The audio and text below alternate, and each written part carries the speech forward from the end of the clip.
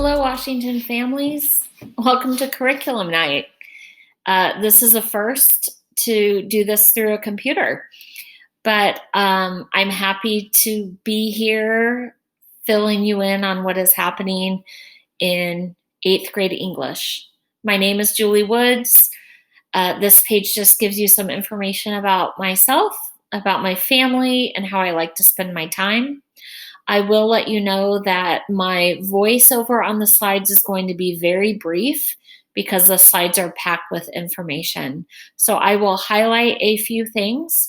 I will make the slideshow without my voiceover available to you so that you can navigate to slides as needed down the road for further information. I will put a link in your student's Schoology as well as send an email through Skyward so that you can have access to this slideshow without my voice on it. This year we have a student teacher, Mrs. Monday. Her name is Steph Monday. She has been wonderful. We met this summer. She's getting her secondary teaching certificate through St. Martin's and will be starting the taking over of teaching after the first of the year, but we'll be doing lesson planning and some lessons throughout the rest of this year 2020.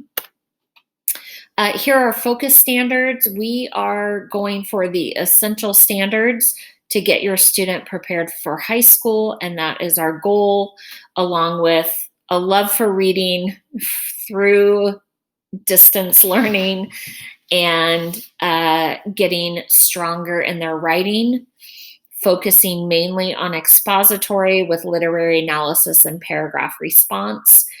However, we will be doing some extension things with narrative writing and give those that love creative writing an outlet to do those as well. Homework, read through the slide. I think it's all important information. Normally your student would read with me in class for 15 to 20 minutes, and they still need to be reading at home, and this gives information on that. Know that teachers are trying to adjust to homework load, and we're working on it, and please be patient with us as we're trying to find that right balance between Zoom teaching and homework. Grades. The next few slides are really wordy, I would say. Note that I grade on a standards-based scale, 4-point scale. My focus is on student growth toward meeting the standards. If they're already there, I want to give them opportunities for extension and growth. If they're not there yet, no matter where they are, I want to move them toward meeting standard. So if you have any questions about these next few slides, please email me for more clarification.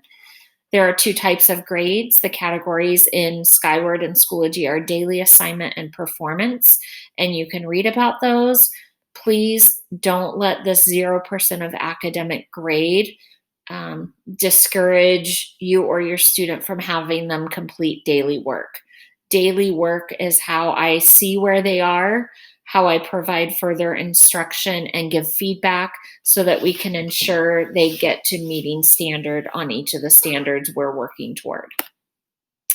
When I'm grading a standard, I will break it down into a rubric. One paragraph might have 2, 3, 4 standards that are graded each individually on a 4-point rubric, and this explains how that works. Daily assignments sometimes will not have, most times will not have rubrics, but will have completion grades for just submitting the assignment, and if not submitted, those will show up as missing. Some Schoology tips. On your student's Schoology page, there is a link to a wonderful resource through the District of Technology Support. There's a link to email me directly. This is where your student finds their Zoom links. Everything is organized by a weekly folder that I populate at the top each week. And your student has a view of upcoming assignments when things are due, as well as a calendar, a calendar that they can click on to see other assignments. When you go into grades in Schoology, you will see a list of daily assignments. This explains the codes. You will notice these are things that were graded on a rubric. This is what it would look like if something were missing. And then further down, you will find performance grades, and the first performance grades are coming in next week, as the assignment for this week has 3 different standards we're looking at grading. In Skyward, the biggest thing I want to point out is when you see the grade here in Skyward, it's really important that you actually click on the letter grade. That is what takes you into similar to what you saw in Schoology, and the breakdown of daily assignments and performance grades, what's being turned in, what's not being turned in, and where your student is either just submitting an assignment for completion or where they are falling on a standard. You'll notice here there's a placeholder assignment under performance.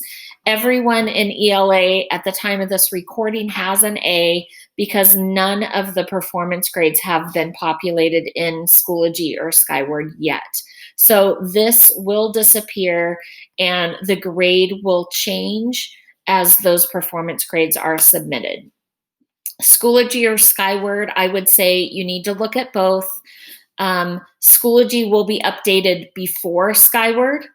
Grades will be done in Schoology and then synced into Skyward. So you'll want to look at both, and you'll also want to check Skyward regularly, as that's where regular emails will come, and you will begin receiving more regular emails from 8th grade ELA as we're now getting into more of the content of our class. For class participation expectations, if you can go over these things with your student, that would be wonderful. It's difficult to gauge their understanding when I'm not seeing most of them with a video on, and I know that each situation is unique, and I'm trying to learn new ways of engaging them better through a computer screen. But some of these tips will help with that attention being paid during class. And if they can't attend a live Zoom class, then they need to be checking in on assignments and making sure that they are watching the video instructions as well. The best thing you can do to help your student this year, I believe, is encouraging them to advocate for themselves. If they can be the first email to me about any issues, problems, or questions, then I think that's a great start for them in transitioning into high school next year. Of course, your parent emails are always welcome, and sometimes there are some sensitive issues that you might want to send to me directly. But if it's about homework or a question about something, the more that your student can be that first point of contact, I believe the better in getting them ready for high school next year. And then there are some other things here that I think are just great ways to encourage your student in this current school year. These are just some favorite quotes.